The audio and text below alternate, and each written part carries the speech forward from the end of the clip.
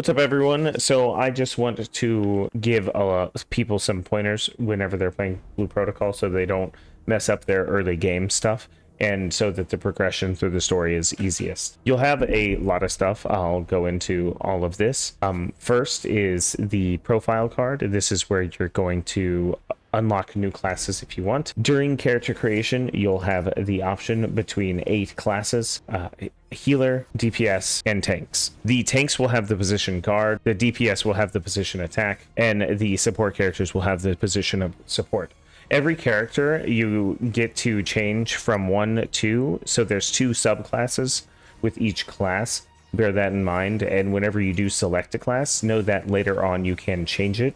All you have to do is have the corresponding weapon and do a side quest in the Adventurers Guild. The expertise on the talents tree, this is your grid, I would say. You can level up all of this stuff however you want to, although you don't need to, because it's defined by the skills that you pick as your class. Right now we are in the first day of the game, and the second level of expertise will take a day to unlock, so you don't have to feel obligated to basically power grind. That's on purpose. In this game's country, they have a different mindset when it comes to playing for 20 hours a day on a video game. These items right here are called growth items. You have talent points. These the game will give you for various activities.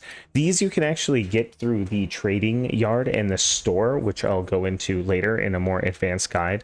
But just know that playing through the story, you'll get the majority of this and you'll be able to max out one character pretty easy.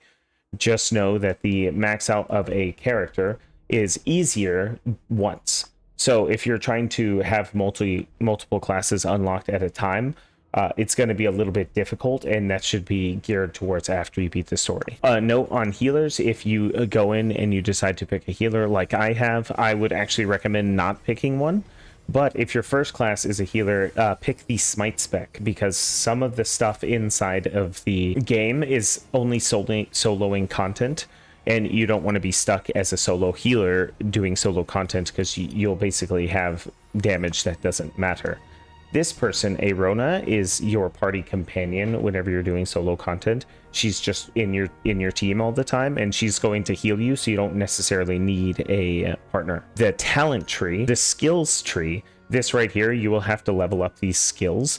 These attribute to your score in the game, which is a predeterminer for some quests, but you will want to level these up later. The leveling for these isn't too bad, but the price of it goes up exponentially. So don't put all of your points into one skill because of early game level requirements. You're just going to get stuck really fast if you do that. You'll go into the advanced, and the advanced goes all the way to level 6 for now. Later there will be more and higher things to do it.